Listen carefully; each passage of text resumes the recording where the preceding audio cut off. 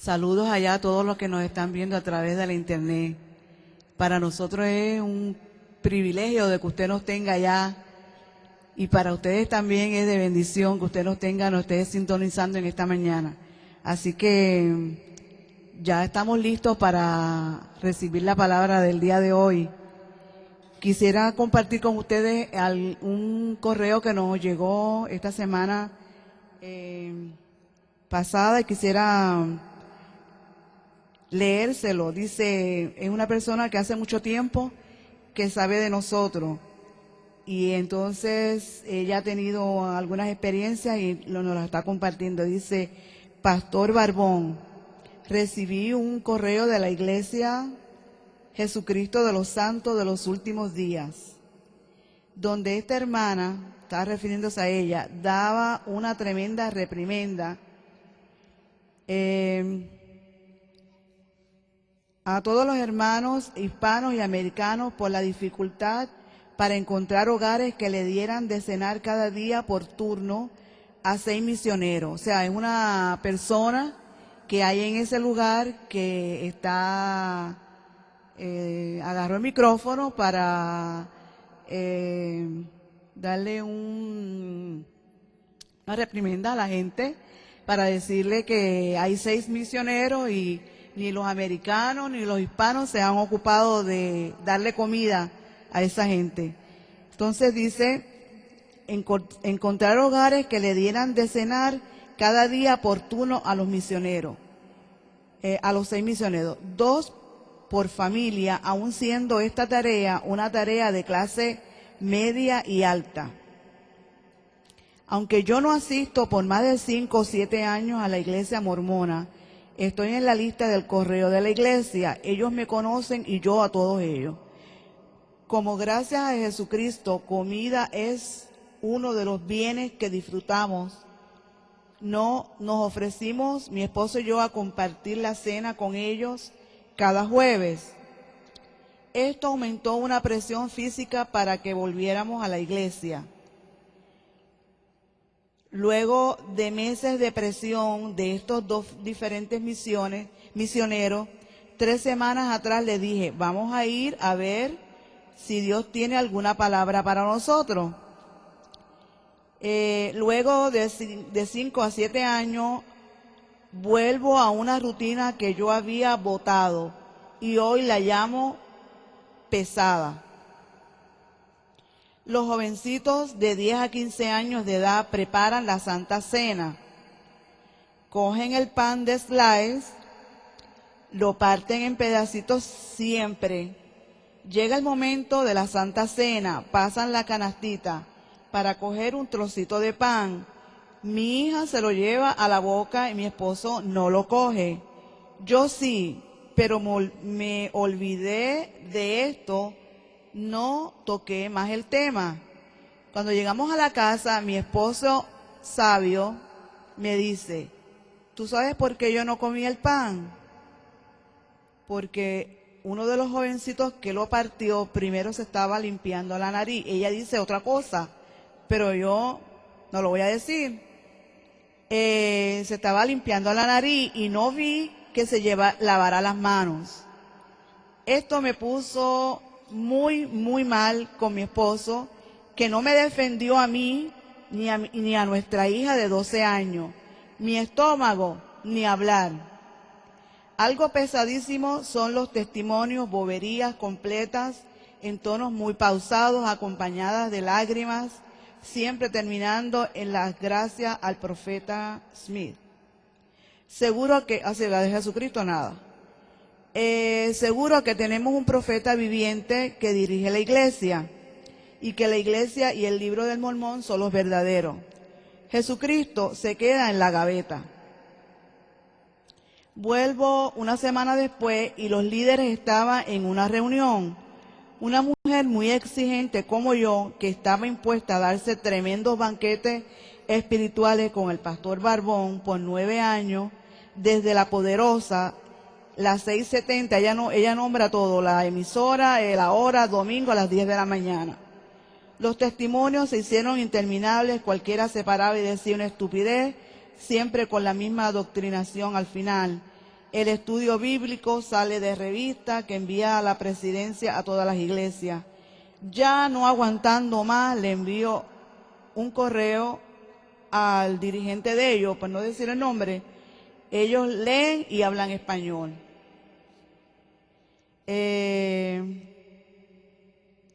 Para desarrollar una vida espiritual en vida. Estoy bien equipada de paz, paciencia, perseverancia.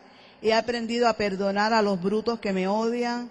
He aprendido a bendecirlos de corazón. Soy muy prudente y menos belicosa. No espero nada de nadie, comenzando por la gratitud y el respeto. En el espíritu y en privado lo acepto como posesiones dadas a mí. Todo alrededor de mi vida y todo lo mío está asegurado por el Espíritu Santo. A usted lo persigo donde quiera y como quiera, porque Jesucristo lo usa para yo crecer espiritualmente y materialmente. Usted no me necesita, yo lo necesito a usted. Por eso lo persigo. Usted es mi medicina y salud espiritual. 2 domingos que no lo oí por visitar a estas otras ovejas de Jesucristo. Por ahí sigue diciendo, dice, yo sé que el Espíritu Santo me ayudará a caminar con esto antes de que siga creciendo y más ahora que lo tengo a medio camino de mi casa. O sea, que la estamos esperando. Saludos a su casa, a la pastora Betty, deseándole muchas bendiciones a ustedes, a todos y a toda la congregación. Y dice la firma. Quiere decir que esa semilla está sembrada ahí, ¿verdad?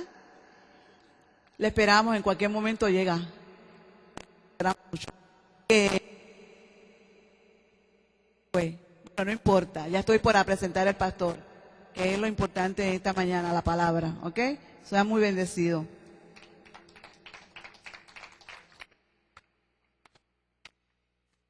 Bueno, así que le dieron pan con moco. Eso es lo que dice ella en la carta. Le pasa que la pastora no es muy fina, pero yo como soy de la cañada. Pero eso es bueno que le pase, ¿verdad? Así que le dieron el cuerpo de Cristo, pero con moco. ¿Está bien? Bueno, abre conmigo ahí Hebreos 5, vamos a ir dando conclusión a la serie que venimos hablando, que comenzamos con borrachera religiosa, transición de ley a gracia, el vino de fornicación, el cáliz de la ira de Dios, Babilonia, confusión religiosa, y la semana pasada estuvimos hablando de la Torre de Babel.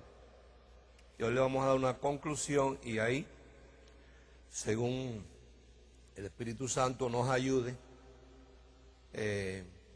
entrar en una serie de mensajes que, a ver qué te digo, yo el otro día le comenté a una persona,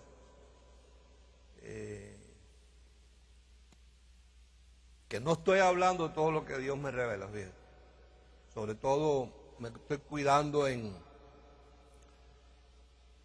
el aspecto de la internet. Estoy copiando a los judíos primero, que agarraron lo que ellos conocían de primera mano y lo codificaron. Y fue lo que se conoce hasta el día de hoy como la cábala. Porque me da cosa de que la gente a través de la internet agarren un conocimiento tan puro y tan chévere, y entonces ellos lo acomoden a su forma y su manera, de manera que no moleste a nadie, y entonces lo adulteren. Entonces estoy cabaleando la palabra. Estoy dándote lo mejor, pero estoy dejando ciertas cosas para cierta gente que yo sé que no la van a maltratar ni la van a adulterar, haciéndome, inclusive no lo estoy compartiendo con muchos pastores nuestros, estoy compartiéndolo con algunos, vía telefónica, cuando me llaman. Estoy siguiendo el consejo que Pablo le dijo a Timoteo, cuando le dijo enseña a hombres idóneos, no le dijo que enseñara a todo el mundo, sino a aquellos que fueran idóneos. Aquella gente que tú ves que de verdad está ocupada en el asunto de la palabra, que está comprometida con la palabra de la gracia. Cuando compartimos, entonces le comparto algunas cosas. Las otras pues las comparto, por supuesto, a lo mejor para algunos de ustedes ya esto es muy común y corriente, porque quizás no has estado expuesto a otras cosas, pero aún así, reservándome ciertas cosas, le voy a hablar hoy a toda la creación, que para mí eso es muy importante, porque nunca sabemos quién está escuchando, y de aquella gente que esté escuchando, el que de verdad está con interés, llama, y a ese que llama, entonces le comparto. Bien, Hebreos 5, verso 11, estuvimos hablando de que acerca de esto, si te pregunto acerca de qué, del reposo, vamos profundizando. En otras palabras, la encomienda que Jesucristo tenía no era salvarte, ¿ok? Sino era el que tú pudieras llegar al reposo, ¿ok? Esa era la encomienda, no era salvarte, porque tú estabas salvo antes de perderte. Antes de tú descarriarte, ya Dios te había declarado salvo y había declarado que así como tú saliste de Él, eventualmente tú regresabas a Él. O sea, Él no tenía que venir a salvarte, Él tenía que venir a acabar con algo que era lo que había producido la separación. Por eso dice ahí el apóstol Pablo en esta última carta acerca de esto, del reposo. Tenemos mucho que decir y difícil de explicar, por cuanto os habéis hecho tardos para oír. A la gente se hace tarda para oír, porque debiendo ser ya maestros, después de tanto tiempo tenéis necesidad que se os vuelva a enseñar cuáles son los primeros rudimentos de las palabras de Dios, y habéis llegado a ser tales que tenéis necesidad de leche y no de alimento sólido. Y todo aquel que participa de la leche es inexperto en la palabra de justicia, porque es niño, y como niño pues se comporta. Pero el alimento sólido es para los que han alcanzado ¿qué? Madurez. Madurez para los que por el uso, tenga pendiente esa palabra madurez, porque en algún momento del mensaje, quizás al final vamos a ir allí para descubrir la clave de la madurez. Para los que por el uso de la palabra tienen los sentidos ejercitados en el discernimiento del bien y del mal, por tanto, dejando ya los rudimentos de la doctrina de Cristo, vamos adelante a la perfección. Y donde dice perfección, si usted quiere y puede, subraya y ponga madurez. Porque perfecto no vas a ser, por cuanto estamos viviendo dentro de un cuerpo, somos espíritu, vivimos en un cuerpo, y tenemos una mente que ni la mente es perfecta, ni la carne tampoco va a lograr nunca ser perfecta, ni aún la mente vaya a lograr ser perfecta. La tenemos entrenada de una forma muy mala, pero somos justos y perfectos en el espíritu. O sea que la palabra imperfección no indica perfección como nosotros la conocemos y la manejamos, sino indica madurez. No echando otra vez el fundamento del arrepentimiento de obras muertas, diga obras muertas, lo que más Dios odia, la obra de la fe en Dios, de la doctrina de bautismos, de la imposición de manos, de la resurrección de los muertos y del juicio eterno.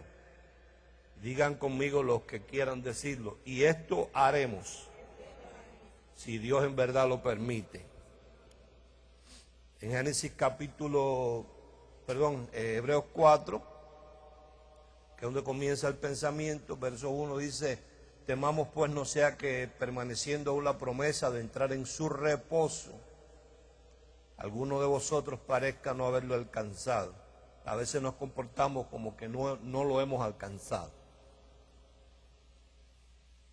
Verso 9: por tanto queda un reposo para el pueblo de Dios, porque el que ha entrado en su reposo también ha reposado de sus obras, como Dios de la suya. Eso no tiene nada que ver con cuando a nosotros en el transcurso y el caminar de la vida se nos presentan ciertas y determinadas situaciones que nos hacen preocuparnos o nos hacen ponernos ansiosos, nos hacen desvelarnos, nos hacen angustiarnos. No está hablando de eso. Recuerda que Dios no trabaja en eso.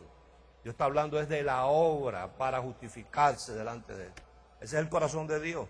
Lo demás son las ñapas, las aflicciones que trae nosotros vivir en este plano tierra, que Jesús lo dijo en el sistema. O sea, no te dijo quizá, o no te dice a la vez que tú entres en este asunto cristiano no lo vas a tener. No, sino Él te está diciendo, en el sistema tendréis aflicción, más confiad. Yo he vencido al sistema. O sea que, por favor, tengamos en mente claro de que cuando Dios está hablando en una relación del Espíritu. O sea que tú y yo no necesitamos hacer ninguna obra para poder tener una comunicación o una comunión con Dios. Es lo que Dios está interesado.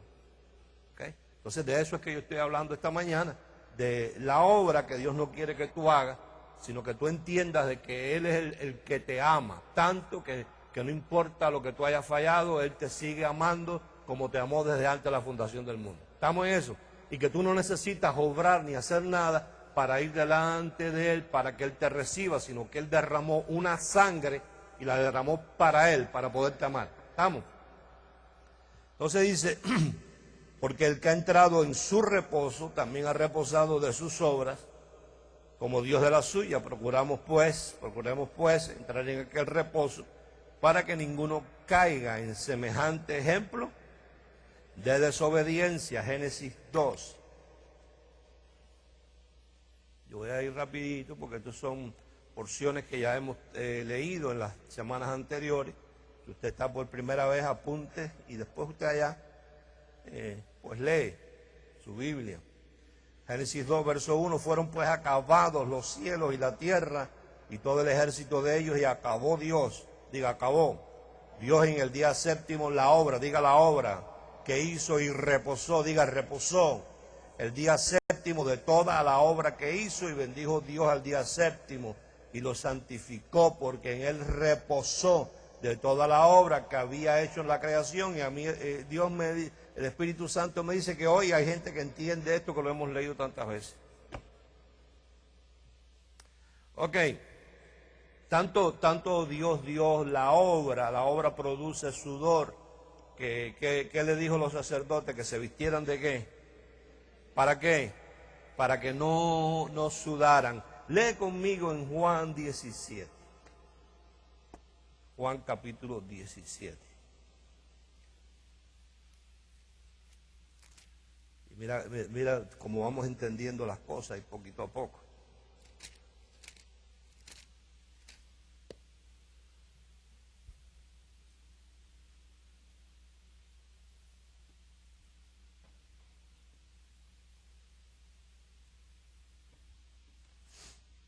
Juan 17, verso 1.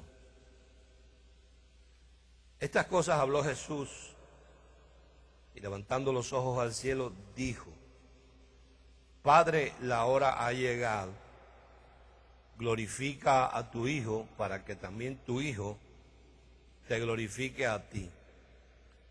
Como le has dado potestad sobre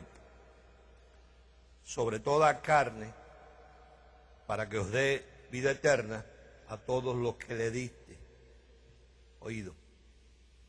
Y esta es la vida eterna, que te conozcan a ti, el único Dios verdadero, y a Jesucristo, a quien has enviado.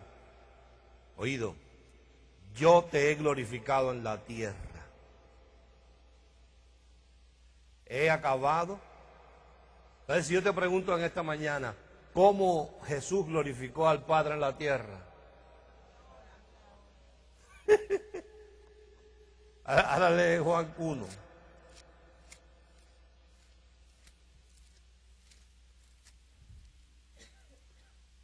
Juan capítulo 1. Y espero que lo busques y lo encuentres para que lo leas, no para que lo oigas. Porque quizás yo puedo decir algo y tú oír, no lo que yo estoy diciendo, sino lo que tú has oído por 20 años y lo has oído mal. o te lo han dicho mal. ¿Está bien? ¿Lo encontraste? Qué bien. Juan capítulo 1, verso 11. ¿Qué dice? A lo suyo. ¿Qué era lo suyo?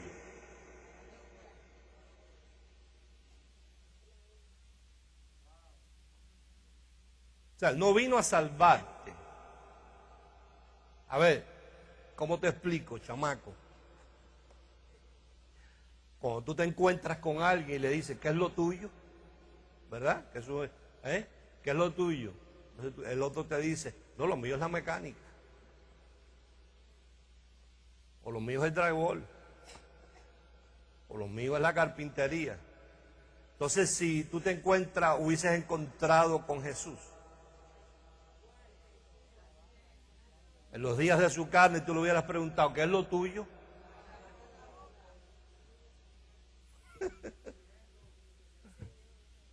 Entonces te das cuenta como poco a poco vamos entendiendo la importancia de no obrar. Y yo estoy en una posición ya siendo un señor maduro. ¿Cómo? Todos los aspectos, dice aquella. Oído, de no interesarme nada ni nadie que no esté en ese caminar conmigo. Aunque lleve 20 años oyéndome a mí. Porque el hecho de yo escuchar a una persona que diga esto, pero es que no importa, no hay que ser tan dramático, me está diciendo que no le importa lo que Jesús vino. Yo quiero que tú lo tengas claro, esa es mi posición, esa es mi bandera. Que la forma en la cual Jesús glorificó al Padre no fue ayunando. Oído, te voy a decir algo hasta más. La forma en que Jesús glorificó al Padre en la tierra no fue ni dejándose clavar, ni dejándose llevar a la cruz. La cruz no es otra cosa que era el modelo de aquella época como mataban a la gente. A Dios lo que le interesaba era la sangre. A Dios no le interesaba la cruz. Porque la cruz era la forma en la cual los romanos mataban a la gente. No tenía nada que ver con Dios. O sea, Dios no fue el que escogió la cruz. Quiere decir que tú puedes tener una cruz de plata, de brillante, de diamante, grande, pequeña. Ni es mala, ni es buena. Te la puedes colgar, te puedes ahorcar con ella. No importa, ni es mala, ni es buena. Para Dios la cruz no significa. Sucede que los romanos, que eran los que estaban en aquella época, la forma en que mataban, de una forma que la gente sufría más, era crucificando. Pero Dios no tiene nada que ver con la cruz. Dios lo que necesitaba era sangre. Esa sangre eliminaba el pecado. Y el problema era que el pecado lo había producido Dilo. No fue el adulterio y el robo. La obra produjo lo otro, porque la obra metió a la gente en desobediencia. La obra fue la que creó una conciencia de obras muertas a esa gente, a Adán y a Eva. O sea, si tú le preguntas a Jesús en los días de su carne, ¿qué es lo tuyo? ¿A qué tú viniste? ¿Qué tú hubiese contestado? Entonces, si vino a acabar la obra, obrar, como dice allí en Hebreos 4, es un ejemplo de desobediencia. Por eso el último mensaje que Dios le envía a la iglesia, que está claro que es a la iglesia, que son a esas 7 iglesias de aquella región que aparecen en el libro que tú manejas y yo manejo, Apocalipsis, pero que es el libro de revelaciones. El mensaje es claro a las 7 iglesias, es la obra. O sea, ese es el último mensaje. Dios diciendo, a pesar de todo lo que ya te he dicho, te tengo que volver a decir. Y hoy en el 2010 Dios sigue hablando y diciendo lo mismo. La obra produce unas consecuencias irreparables. Todo aquel que lo ha hecho ha tenido consecuencias. Lee conmigo Hebreos 13.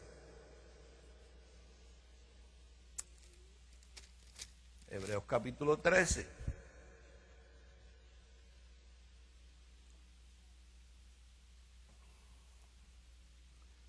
Diga conmigo, la obra llama a la confusión. Hebreos 13, verso 9.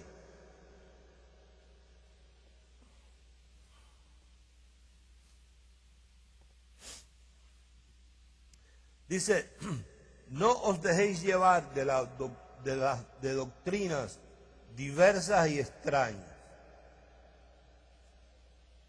¿Qué dice? ¿Qué quiere decir eso? Que hay diferentes doctrinas diversas y extrañas. Pero ¿qué dice? No te dejes llevar de ninguna, sino porque buena cosa es afirmar el corazón o la conciencia con qué. ¿Cuál es el consejo de Dios? Que tú afirmes tu conciencia, no con religión, no con ningún tipo de práctica religiosa que tenga incluida la obra, sino que la asocies o la afirmes con la gracia. ¿Qué es lo que es la gracia? El reposo de la obra. Dice ahí, no con viandas, y ya hemos hablado de que no está hablando de viandas como las que nosotros conocemos, de la malanga, la papa, etcétera, sino está hablando de obra humana. La palabra del griego es la palabra bruma, que nunca aprovecharon a los que se han ocupado de ella. Quiere decir que hay que ser, como en Hebreos 5 dice, lerdo, mongo, para imitar y hacer algo que los que lo hicieron antes que nosotros eventualmente no les aprovechó. Entonces nuestra posición es afirmar nuestro corazón, nuestra conciencia con la gracia. ¿Por qué? Porque es que la obra trae una confusión, porque la obra que se lleva a cabo dentro de lo que es la atmósfera, el mover religioso, Dios no da detalles de cómo hacerlo. Pero lo que yo tengo que decirte es que hay una conspiración ahí en el YouTube, hay un mensaje nuestro que se llama conspiración evangélica. Así se llama, conspiración evangélica. Y la conspiración evangélica es conspiración porque tiene que ver con más de una persona. O sea, la forma en la cual se está moviendo hoy en día el cristianismo o la religión es en una forma de crisis. O sea, hay una crisis total.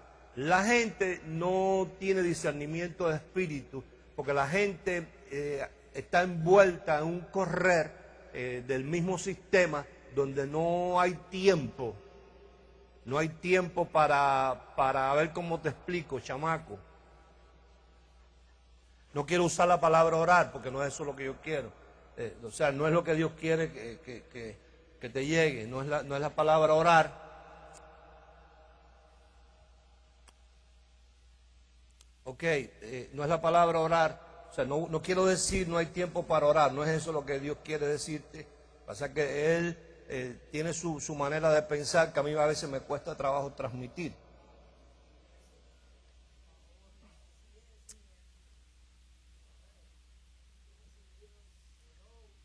No es orar. En otras palabras, lo que quiero decirte es que la revelación no se persigue, sino se recibe. Eso es lo que Él quiere decirte. Que hay que estar como el que espera una guagua, ahí va. ¿Sí? O sea, que tú cuando vas a tomar una guagua, un ómnibus, ¿cómo se dice? Un bus. Hay una parada, diga parada, para la ruta 14, ¿no? Entonces, esa parada, tú si vas para ese lugar donde va la ruta 14, si tú quieres ir a ese lugar de la ruta 14, tú tienes que estar ¿dónde? Está parado. O sea, tú no le caes atrás a la guagua, ¿verdad? Entonces lo mismo es esto. Así, fíjate que elemental Dios lo quiere, me ayuda a explicártelo, ¿no?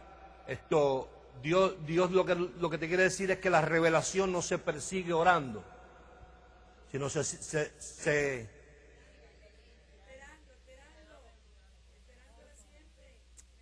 sea, a Dios no se le pregunta. La gente pierde el tiempo orando y preguntándole a Dios las cosas, y tú no encuentras ese modelo, porque en el modelo bíblico tú siempre vas a leer ahí que dice, y habló Dios a Moisés. Y entonces Moisés estaba en un lugar accesible, disponible, eso es lo que Dios quiere decirte, que tú tengas un tiempo disponible. Disponible no con el televisor, no con el trabajo, no con la mujer, no con los hijos, no, oído, no orando, pidiendo. Disponible. Como el que está esperando la guagua. Ve que no la ve venir, pero él está ahí. Entonces la revelación no se persigue, sino pero hay que estar ahí disponible. Entonces, como la gente no está en eso, lo que está lo único que la gente puede ver es al hombre, ¿no? Entonces, como el hombre tampoco tiene nada de revelación para dar, entonces hay una conspiración de ambas partes.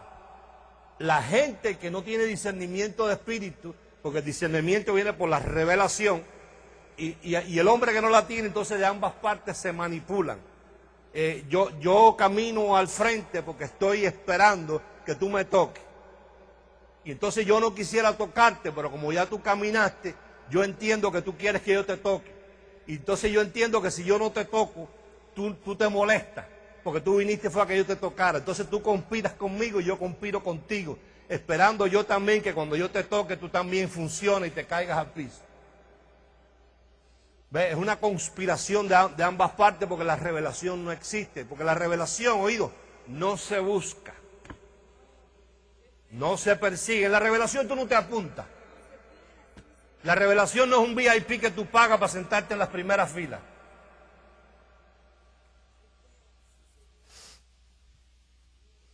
Entonces por eso es que la obra causa confusión, porque la palabra lo que nos dice ahí, que no es lo que le gusta a la gente. Porque como la gente no está en la parada, esperando, pues entonces se tiene que recurrir a otras herramientas y cosas. Entonces ahí se encuentra a los hombres que están listos y dispuestos para manipularlos a ellos. ¿Okay? Entonces, sin olvidarnos, oído, que es lo que a estos líderes se les olvida, que aquel que te aplaude es el que te tumba.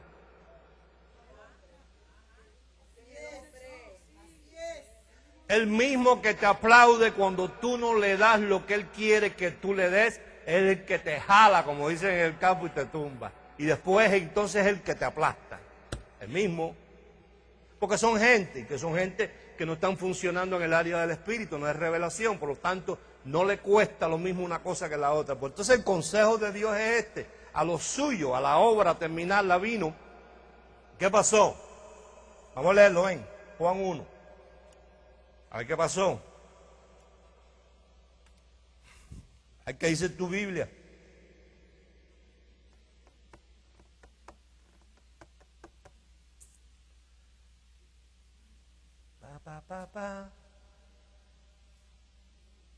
Tú un material rico.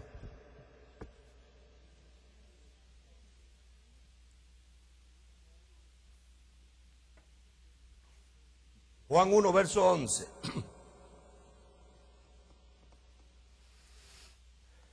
A lo suyo, di conmigo, a acabar la obra vino. Y los suyos no le recibieron. ¿Por qué? Porque les iba a acabar. Les iba a acabar la obra. A lo suyo, a acabar la obra vino, porque era la forma en la cual él iba a glorificar al Padre. Entonces, si tú quieres glorificar al Padre, te abstienes de la obra. ¿Eh?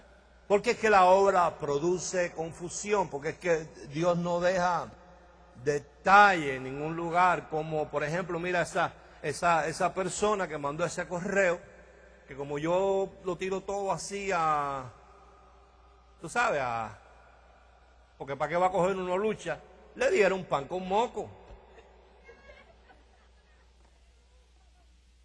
Porque fíjate lo que estaban repartiendo en ese lugar. Pan de ese de hacer grilled cheese, de hacer sándwich, pan blanco. Porque no se ocuparon de hacer como algunos religiosos, ¿no? Esto de usar el pita bread, que es un pan judío. Ellos van y compran pita bread porque es pan judío, ¿viste? Para espiritualizar el asunto. Porque este es un pan judío. no tiene levadura. Otros usan galletitas de esas matzo, porque es una galletica judía, ¿viste? Otros usan un pan grande, porque para que cada cual arranque un pedazo y se lo coma. Entonces, pero como en mi Biblia, yo no sé en la tuya, ¿no? No me dice qué tipo de pan debo usar. Se supone que debiera ser un pan especial porque es el cuerpo de Cristo. O sea, tampoco me puedes decir, oído, escucha, tampoco me puedes decir, no importa, pastor, cualquier pan es bueno. Uy. Pues si tú me dices que cualquier pan es bueno, entonces me estás diciendo que lo que tú vas a comer, que es el cuerpo de Cristo, ¿te das cuenta de la confusión? Por eso es que Dios la llama Babilonia. Porque ¿qué quiere decir Babilonia? Confusión religiosa. Por eso es que Dios odia la obra. Porque mientras la gente está ocupada en su esoterismo, en su asunto de agoreros, de adivinos, de espiritistas, de viendo a ver cómo la gente se excita más. A esta le dieron pan con moco. Porque si hubiera habido en unas instrucciones en la palabra de cómo hacer esto, el muchacho que se estaba sacando los mocos, no hubiese estado sacándose los mocos. ¿Saben lo que es un moco? No saben, porque veo caras de gente como que no saben lo que es un moco. Como que quizás a lo mejor no le gusta ni que yo diga moco porque estoy en el púlpito sagrado de la iglesia. Moco es un moco. Yo sé que no te va a gustar porque la mente religiosa no está acostumbrada a esto. Prefieren que uno los engañe a que le hable. Bueno, vamos a hablar la protuberancia que le sale a las personas dentro de las fosas nasales.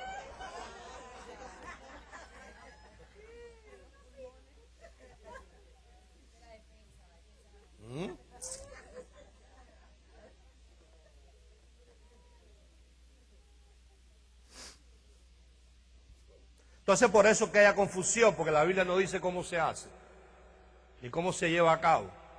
Igual que el asunto del aceite. Unos te venden aceite de Israel, otros usan aceite Goya de la bodega, otros usan baby oil. Entonces como Dios no dice, pues, por eso es que crea.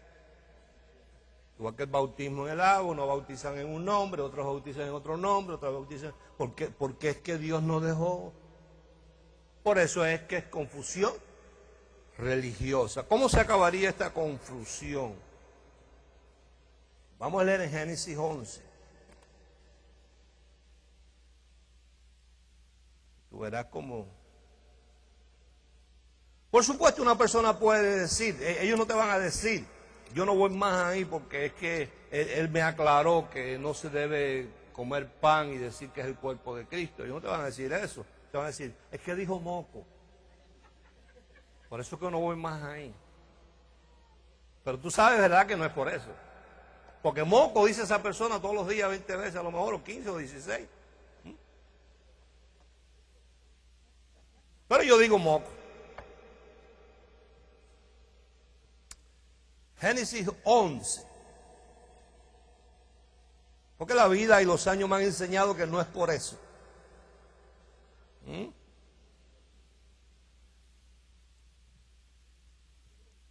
Génesis 11, verso 1. Tenía entonces toda la tierra una sola lengua y unas mismas palabras. Quiere decir que se entendían, ¿no? En todo lo que hablaban estaban entendidos y puestos de acuerdo, porque todos hablaban el mismo idioma y hablaban las mismas palabras. Y aconteció que cuando salieron de oriente hallaron una llanura en la tierra de Sinar y se establecieron allí y se dijeron unos a otros, vamos, hagamos ladrillo. Diga, hagamos ladrillo y cosámoslo con fuego. Y les sirvió el ladrillo en lugar de piedra y el asfalto en lugar de mezcla. Y dijeron, vamos, edifiquémonos una ciudad y una torre cuya cúspide llegue al cielo. ¿Pero qué se pensaría esta gente que el cielo estaba? ¿Era dónde? En las nubes, ¿no? y hagámonos un nombre por si fuéramos esparcidos sobre la faz de toda la tierra. Y descendió el Señor para ver la ciudad y la torre que edificaban los hijos de los hombres. Y dijo el Señor, he aquí el pueblo es uno y todos tienen un solo lenguaje y han comenzado y nada les hará desistir ahora de lo que han pensado hacer. Ahora pues, descendamos y confundamos. ¿Qué es lo que hizo que Dios confundiera a esta gente? El hecho de que ellos habían empezado, ¿qué? La obra. Confundamos allí su lengua para que ninguno entienda el habla de su compañero. Y así los esparció Dios desde allí sobre la faz de toda la tierra y dejaron de edificar la ciudad. Por esto fue llamado el nombre de ella. De ahí viene el nombre Babilonia, de Babel, que quiere decir confusión, quiere decir confusión, quiere decir confusión.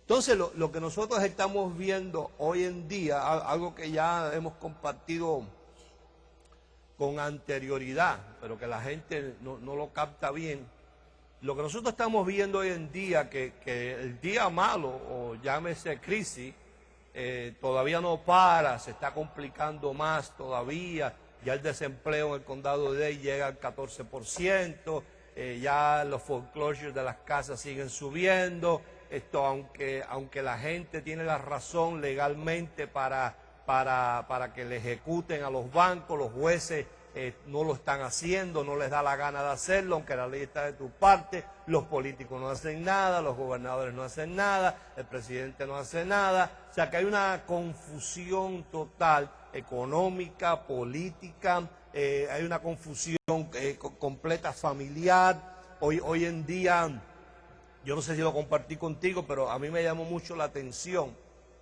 el caso de este muchacho cantante, Ricky Martin, que eso no había ni que preguntarlo, como dice el otro Juan Gabriel, ¿no? Juanma, lo que se ve y se sabe no se pregunta.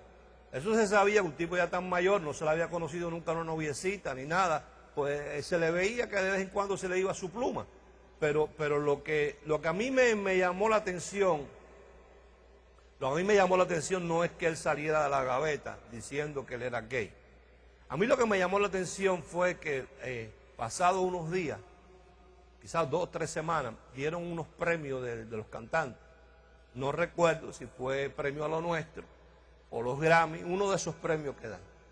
Y el invitado a presentar el espectáculo fue él.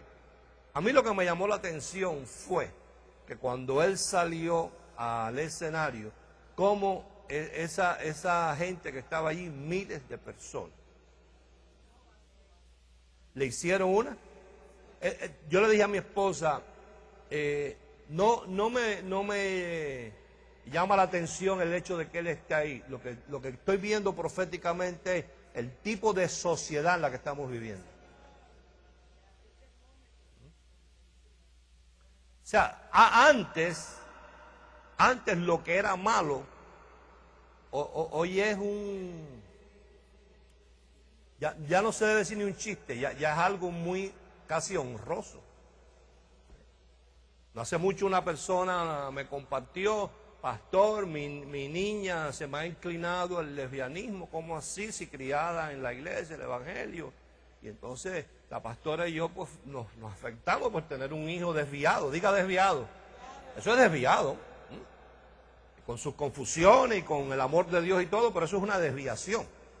Porque lo que hay que decir, a ver, quítate la ropa y yo te voy a decir si tú eres macho o hembra. ¿Qué fue lo que papá te Dios puso ahí? Y ahí te dice enseguida si es un pipí o un pupú. Y se determina enseguida qué es lo que es, ¿no? Que tenga confusión es otra cosa.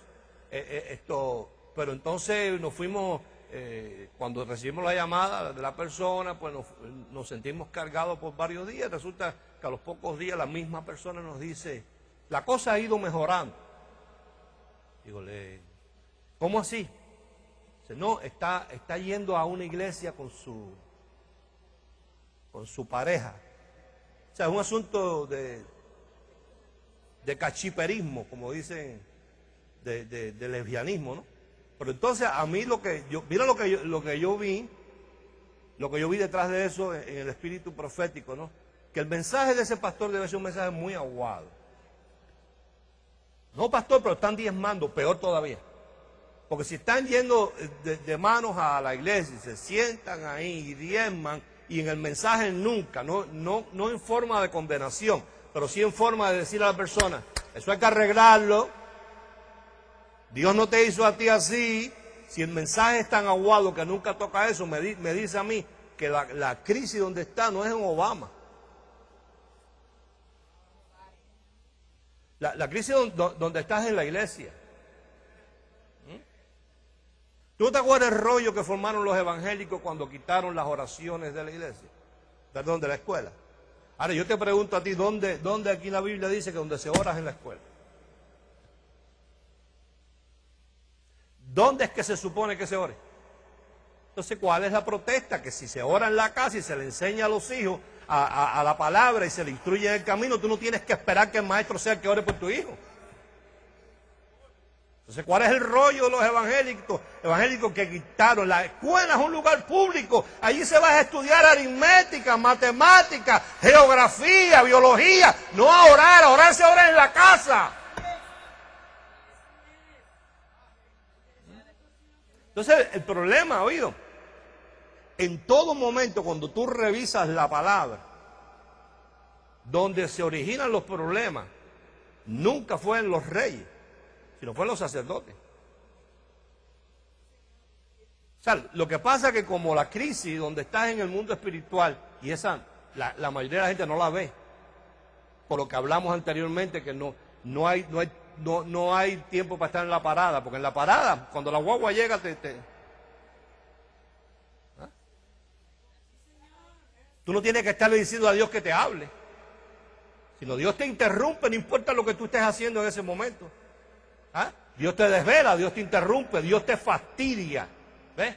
Dios te fastidia, ¿ves? Te fastidia la vida cuando Él te quiere decir algo, porque así es que aparece en la palabra. Ahí no aparece que la gente le preguntaban, los profetas le preguntaban a Dios nada, sino dice, y vino palabra del Señor a Elías, y vino palabra del Señor a Eliseo, y vino palabra del Señor a Moisés, y así le dijo, sin ellos preguntar. Allí está Elías tranquilo en su arroyo, con su pan, con su carne, tranquilo en su río, en medio de la sequía que había en todas partes. Y Elías no le está preguntando a Dios, ¿será que tú quieres que me mueva de aquí? Y vino palabra de Dios a Elías y le dijo, vete a Zarepta, porque Elías simplemente lo que estaba era en la parada. Susceptible, accesible y disponible para que Dios le revelara, porque la revelación no se persigue, sino se... Entonces, la crisis que tú y yo vemos hoy en día, que no empezó hoy, empezó hace unos añitos atrás, pero como es del mundo espiritual, que es el invisible, y el pueblo está en una conspiración con la gente, con los pastores, pues nadie ve nada. Entonces viene la crisis de los bancos. Los bancos son unos malos, los políticos son unos malos. No hay trabajo, porque es lo que se ve. No hay empleo, los negocios se fueron al piso, los gays están acabando en las calles. No es en las calles, es en las iglesias. Pero eso es como motivo de una crisis espiritual, que es la que se supone que tiene que dominar todo lo demás. Lee conmigo una cosita, para que tú veas cómo Dios opera aquí, mira. En segundo libro de Crónicas. Mira el modelo. Segundo libro de Crónicas. Uy, se me va el tiempo aquí, no sé. Segundo libro de Crónicas. Te queda bien atrás por allá, pero igual da el tiempo que tú lo encuentres, el que tenga Biblia en su mano, ¿no? Capítulo 7.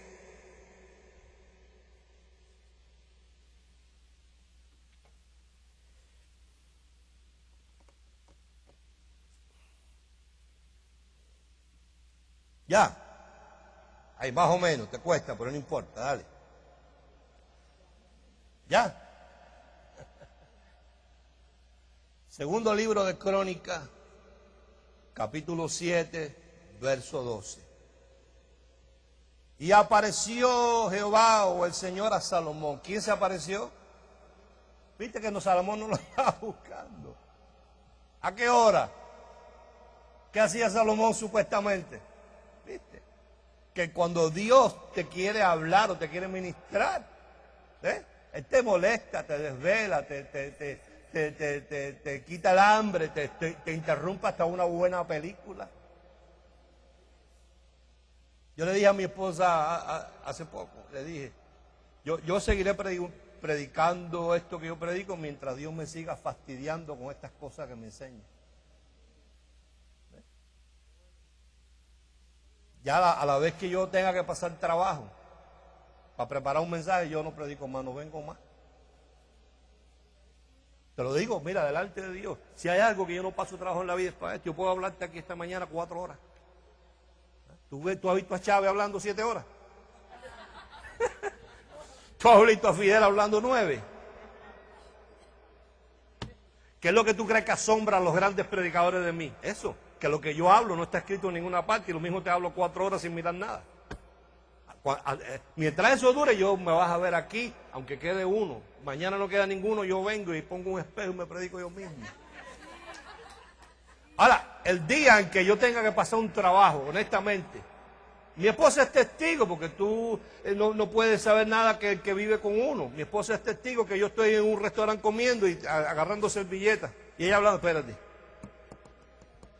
Viendo una película, espérate. Y no haciendo otras cosas, pero por lo menos eso. Comiendo, viendo una película, soy interrumpido para esto. Cuando eso se acabe, ya yo no predico. Yo no estoy aquí para inventar. Ahora fíjate, mire, apareció el Señor a Salomón. ¿Quién le apareció a quién? ¿Viste? ¿A qué hora? Digo mío, lo despertó. Y le dijo, yo he oído tu oración y he elegido para mí este lugar por casa de sacrificio. Oído, si yo cerrare los cielos para que no haya lluvia, y si mandare a la langosta que consuma la tierra, o si enviare pestilencia, ¿a quién? Si se humillare mi pueblo. ¿Viste que ahí no dice si se humilla Obama? O los gobernadores, o los alcaldes, o los políticos, o los bancos. ¿Ah? Si se humillare mi pueblo sobre el cual mi nombre es invocado, y oraren y buscaren mi rostro y se convirtieren de sus malos caminos, entonces yo oiré desde los cielos y perdonaré sus pecados y sanaré su tierra. Ahora estarán abiertos mis ojos y atentos mis oídos a la oración de este lugar. Entonces, desde el principio, el patrón de Dios es: Israel caía en apostasía. Oído, Dios llamaba el hambre. Pastor, pero el hambre no la manda el diablo. No.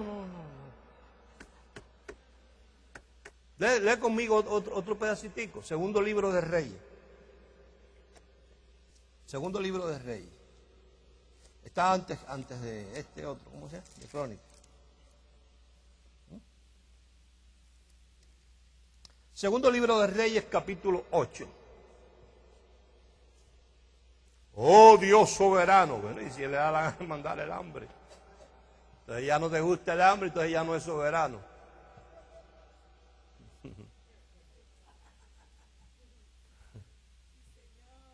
Segundo libro de Reyes, capítulo 8, verso 1.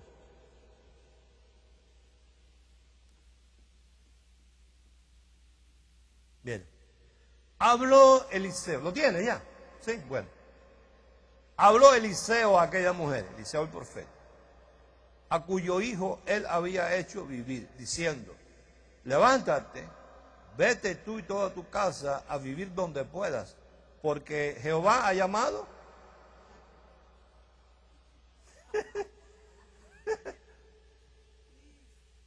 Entonces, oído, te voy a decir esto, vale, no sé cómo tú lo vayas a tomar, pero es así. El que ha llamado esta crisis es Dios. Si tú perdiste la casa, la crisis la llamó Dios. Sorry. Y la llamó a causa de la condición de la iglesia.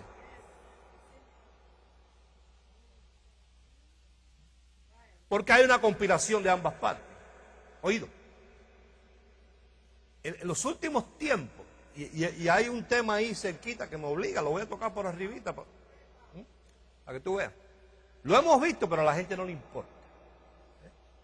Vemos al rey de reyes, por decir así, Benny Hinn, divorciándose, y parece que la unción que él maneja no fue suficiente para arreglar su matrimonio. Lo vemos sin terminarse de divorciar, que sale en las primeras páginas de un periódico, donde allá se encuentra en un hotel con otra persona que se llama Paula White, que también es predicadora, y parece que es que tropezaron en el mismo hotel y en el mismo cuarto, por casualidad, en Roma.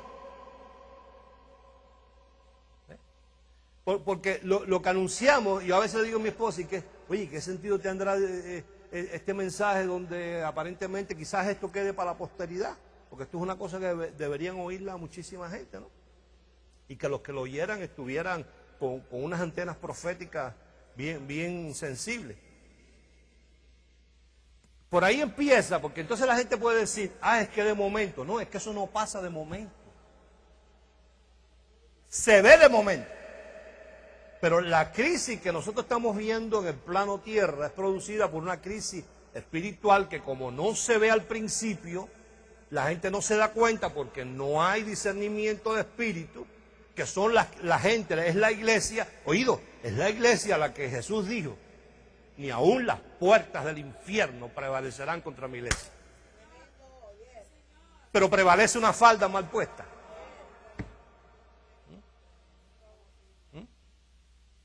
Jesús dijo, los que tengan una revelación, le dijo a Pedro, Pedro, eso que tú recibiste de que yo soy la unción, no te lo reveló carne ni sangre, ¿ves? Diga revelación. Te lo reveló, diga revelación. Te lo reveló mi Padre que está en los cielos. Y yo te digo, Pedro, que todo el que tenga revelación como tú, ni aún las puertas del infierno prevalecerán contra él. Mira, no hizo falta para venir en las puertas del infierno, una falda fue suficiente.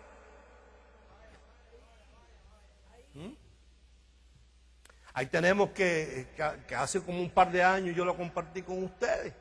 Y a mí me molesta, te digo de verdad, estar hablando de esto, pero es necesario, porque a veces tú no estás al tanto de las cosas. El presidente de los evangélicos a nivel de todos los Estados Unidos, Ted Haggard, búscalo en el internet. De momento no le hizo falta las puertas del infierno. Con un masajista varón le fue suficiente. Millones era el presidente. Ahora, oído, yo no me asombra, oído, a mí no me asombra un poquito. Pero fíjate lo que más me asombra a mí. A mí no me asombra tanto que a Ted Haggard, casado con hijos, no le haya hecho falta las puertas del infierno, sino un masajista masculino, que después se lo llevó a viajar por todas partes, y los gastos pagos, por supuesto, por la iglesia. A mí lo que me asombra es la gente que lo eligieron a él como presidente, que estamos hablando a nivel de millones en Estados Unidos, los más grandes, los más espirituales, los más famosos, fueron a una votación, supuestamente oraron. Y yo no sé quién los dirigió a ponerlo a él como presidente. Ahora pasaron 2 años, yo no había vuelto a saber más de Ted Haggard porque yo no ando en el internet, yo no sé ni andar con esa broma. Pero lo vi en un canal de televisión, producto de otro escándalo que ahora te cuento. Ahora el hombre está empezando otra iglesia. Entonces hay un pastor invitado que le está diciendo, hermano. Entonces él le dice al pastor, pero ¿por qué tú vienes aquí frente a las cámaras de televisión a criticarme? Entonces el otro, un hombre de color muy serio, le dijo, ¿sabe por qué yo estoy aquí? Yo estoy aquí porque me invitaron. ¿Sabe por qué me invitaron? Producto del escándalo tuyo, no del mío. Si tú no hubieras creado el escándalo, a mí no me hubieran invitado y yo no estuviera aquí. Entonces, no seas descarado, le dijo a sí mismo, de estar reclamando algo que tú no mereces porque ahora está empezando otra iglesia. Entonces le dice, ¿y bajo qué normas está empezando esta iglesia? Y le dijo, cada cual tiene su propia verdad. Entonces a mí lo que me asombra no es tanto el Señor, sino la gente que están allí con Él. Entonces cuando tú veas la crisis, tú no pienses en Obama. Obama va a estar ahí 2 años más, creo que lo que le queda, si es que dura los 2 años. Y atrás vendrá otro, que si la iglesia no entra en su lugar, podrá venir el papá de Tarzán a ser presidente de los Estados Unidos.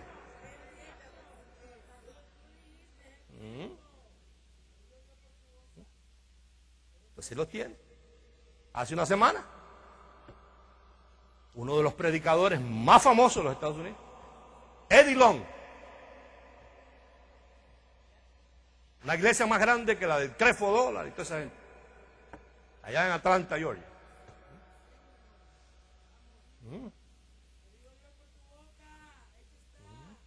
Famosísimo. 25,000 personas se sientan a oír a este señor todos los domingos. Entonces, él tiene una obsesión de físico-culturismo.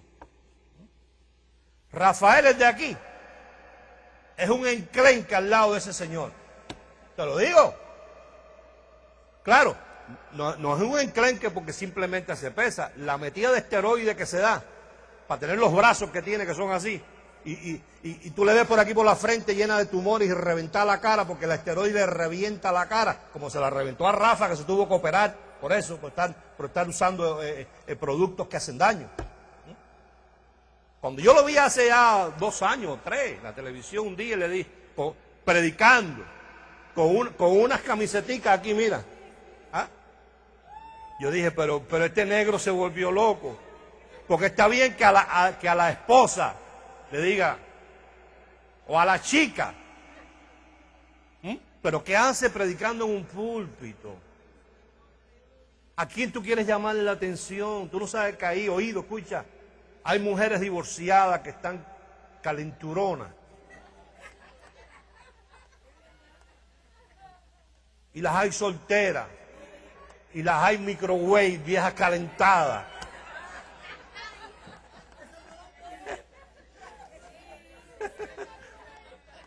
Y las hay jovencitas. Oído. Oído. Y los hay, oído, jovencitos que también echan su pluma.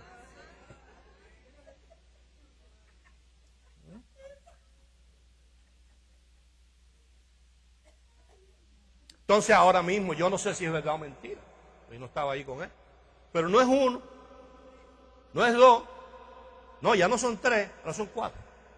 Tiene 4 demandas de 4 muchachos varones, donde están testificando los regalos que le daba a cambio de favores sexuales. Ahora fíjate lo que te voy a decir. Tú miras eso, ¿no? Tú miras eso. Yo miro otra cosa. Yo miro otra cosa. Yo miro otra cosa. ¿En qué estaban pensando esos 25,000 que se sientan ahí? Cuando empezaron a ver a ese señor presentándose en el púlpito con esas camiseticas, exhibiendo su cuerpo como si fuera un atleta, porque si él quiere competir en atletismo, eso tiene su lugar, de ir a una competencia de fisicoculturismo, nadie se lo va a negar, y allí compite con los varones, su fuerza, su músculo. Pero ¿qué hace domingo por la mañana un pastor que dice la palabra, que es el hombre de Dios para el pueblo?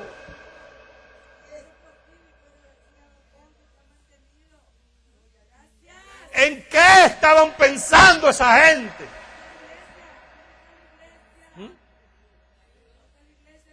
25,000 personas. Porque entonces a veces tenemos que oír estupideces de gente. No, porque Dios está con fulano, mira cuánta gente tiene. No es Dios, es la gente. Porque yo creo que Dios puede prosperar a una persona Pero yo no creo que Dios te prospere para que tú te mandes a hacer trajes de $6,000 y te los pongas una sola vez. Yo no creo que a ti Dios te prospere para que el hobby tuyo sea coleccionar diamantes negros. Yo no creo que a Dios te prospere a un punto que el dinero que a ti te entra en el bolsillo sea para regalárselo a unos para que te hagan favores sexuales. Yo no creo que a ti Dios te prospere para que tú te compres un jet privado y le regales un viaje a uno de esos muchachos a Nueva Zelanda.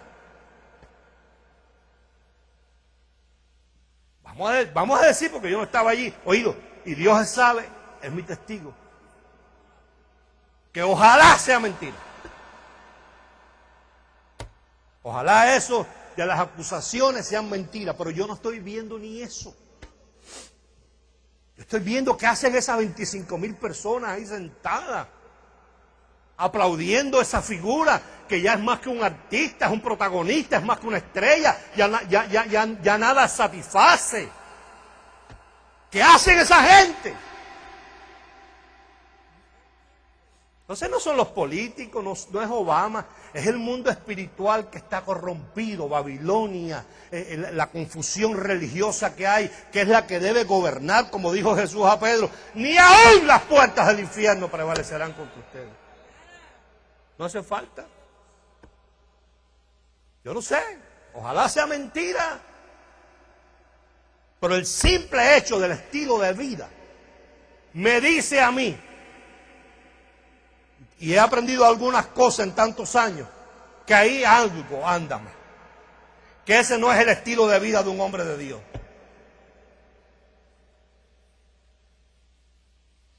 Pues yo puedo tener un hobby, yo puedo comprarme una caña de pescar e ir a pescar mosquitos aunque sea puente. Pero yo no puedo tener un hobby donde mi hobby sea coleccionar diamantes negros. Porque por ahí se descubrió todo, porque un muchacho se sintió celoso de uno nuevo que llegó. Y que la cosa no viene de ahora, porque este que está acusando, que tiene 21, entró ahí a los 16, hace 5 años. Entonces, ese que él tenía ahí, que lo tenía hasta en el perro de la iglesia, le regaló prendas, le regalaba ropa, le regalaba carros lujosos, porque él anda en un carro de $400,000. ¿Dónde está? ¿En qué piensan esa gente que está sentado ahí cuando dan su dinero y ven que ese hombre anda en un carro de $400,000? Entonces, el primero que llegó ya tenía 21, después llegó otro, entonces no pudo darle la atención a este que le daba Kells, como el que tiene 4 mantos. Entonces se puso receloso y dijo, te voy a dar donde te duele, me voy a meter a la oficina y te voy a robar los diamantes. Los tenía ahí en el escritorio porque ese era su hobby. Lo agarraron robando. Cuando lo agarraron robando y lo apretaron, habló. Y no solamente yo, pregúntale a fulano. Y pregúntale a Mengano. Y ahora hay una abogada que era fiscal de abusos a menores, encargada del caso, que tiene 4 demandas pues. Tienen anunciado que hoy él va a hablar la verdad en la iglesia. No sé si lo van a televisar. Pero a mí no me asombraría.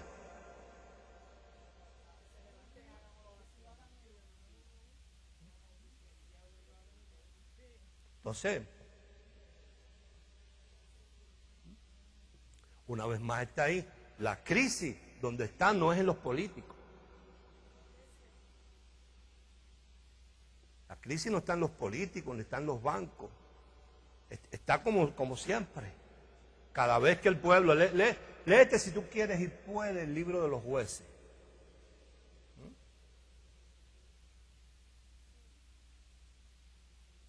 Cada vez que venía un juez, léete el libro de los reyes. Cada vez que venía un juez o un rey y metía al pueblo de Israel en cintura, había una prosperidad desmedida. No pasaba un tiempo cuando el pueblo de Israel caía en apostasía. ¿Y quién te parece a ti que llamaba el hambre? Ahora, yo te pregunto, cuando tú criabas tus hijos el que les daba, ¿sabes lo que es taimao? Por no usar la palabra castigo, ¿quién era? ¿El vecino o tú? Entonces cuando los hijos de papá hay que requerirlos y llamar la atención, ¿quién tú crees que es el que le llama la atención?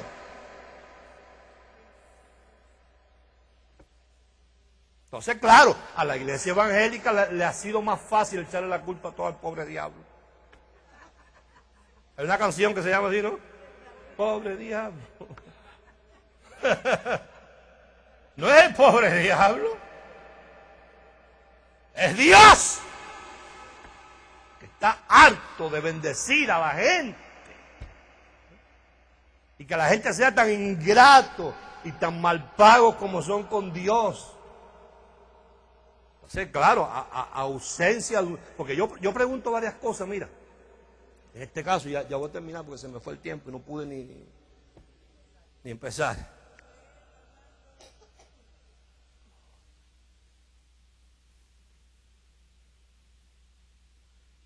Di conmigo sentido común.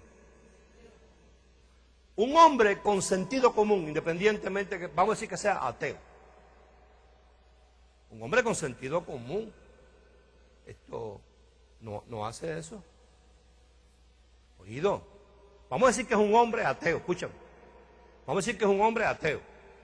Vamos a decir que tiene una empresa y le llegan unos jovencitos. Vamos a decir que el hombre se le moja la canoa. Sentido común, no estoy hablando de unción ni de sabiduría, de nada. Sentido común. Llega un jovencito a su empresa y a ese jovencito él no lo toca.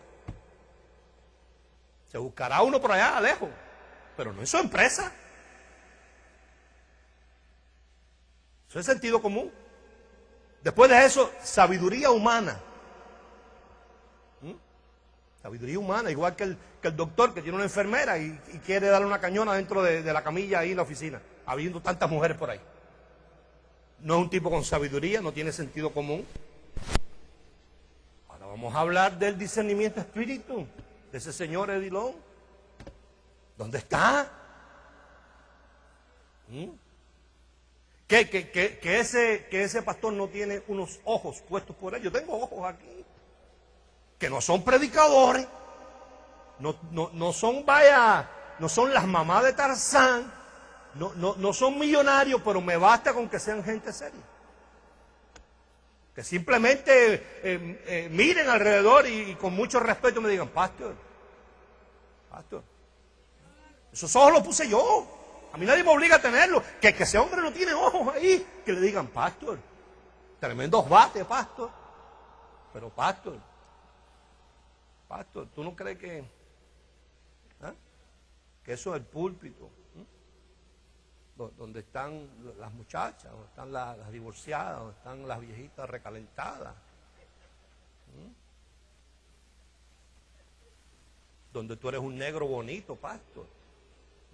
Que puedas estar llamando la atención, pastor. Y distrayéndole la atención a la gente. Y si él es un hombre de sentido común, dirá, si no es que él lo está haciendo con ese propósito. Dirá, verdad, tú tienes toda la razón, yo no debo estar exhibiéndome de esa manera, donde hay gente ahí que si están en la iglesia puede tener cada uno un rollo. Algunos pueden estar luchando en quitarse la pluma y convertirse en el hombre que Dios lo creó, ¿verdad? Y cuando me ven a mí ahí puede ser que yo le sea de piedra de tropiezo, es verdad, me voy a vestir más recatadamente. Aunque el sábado cuando se vaya para la playa con su esposa se los ponga bien puestos. Yo pregunto, ese señor no tiene unos mentores. Y no dice él que su mentor y su padre espiritual es T.D. Jakes. Y no dice que esos muchachos viajaban con él para todas partes. No hubo un mentor de esos líderes con los cuales él se codeaba, que le dijera, Brother Eddie. No hay uno ahí. Como padre, como paternidad, como tutor, como cabeza, como cobertura, que le puede decir, Brother Eddie, it's not good for you Esos muchachos no son predicadores, no son escoltas, no son guardaespaldas. ¿Qué hacen contigo viajando para África, para Nueva Zelanda, metiéndolos en las conferencias? No se ve bien, Eddie. ¡No hubo uno! No está la unción que destruye yugos y levanta cargas, que sale a tu defensa aun cuando tú eres inconsciente de las cosas, aun cuando tú estás cometiendo el error por torpe, por estúpido. Esa unción, si está ahí, sale en tu defensa y te ayuda. ¿Dónde estaban todas esas cosas? Entonces van a decir que los políticos. Aquí pasarán muchas cosas más que yo no las voy a decir. Pero apunta por ahí si traes una libreta porque ya me voy. Vamos a estar hablando de las 5 columnas de la restauración. Que era lo que quería hablarte, pero no pude. Las 5 columnas de la restauración. Número 1, inspiración.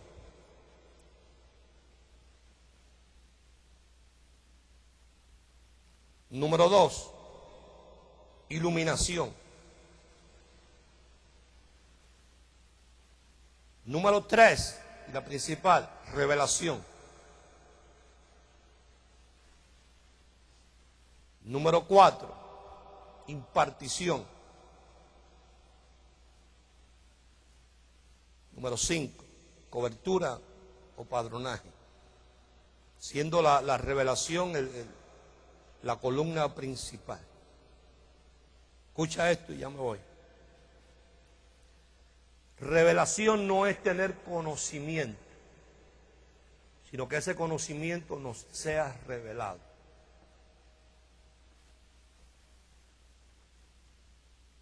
Te lo ilustro así, fácil. Una cosa es tú ver una manzana y otra cosa es comértela y saber a qué sabe. ¿Lo entendiste? Coge esta manzana y dice, esto es una manzana, y te pregunta, ¿a qué sabe? Y tú dices, no sé. Para poder saber qué es una manzana y a qué sabe qué. Entonces, el conocimiento no es revelación, sino la revelación del conocimiento. Como el que se come una manzana. Te menciono esto, no lo apuntes, ya después, más despacio, vamos a entrar. La revelación tú no la persigues, sino la recibes. Tú no preguntas, sino te dicen. Oído, tú no estudias, sino lees para conocerlo mejor. Tú lees. Según vas leyendo para conocerlo, Él te va revelando. El que va con el propósito de estudiar, siempre sale con algo raro. Porque el que va a estudiar, lo que vas a comprobar un punto de vista que ya tiene preconcebido. Tú no te apuntas a la conferencia, cuando Dios te llama. Tú no te preparas, sino te constituyen. Tú no vas a congresos a que te soplen, a que te echen aceite, y te pongan las manos, ni que te den una doble unción y a conferencias. Tú no te sientas VIP para recibir esto. No, tú te pones disponible para Dios.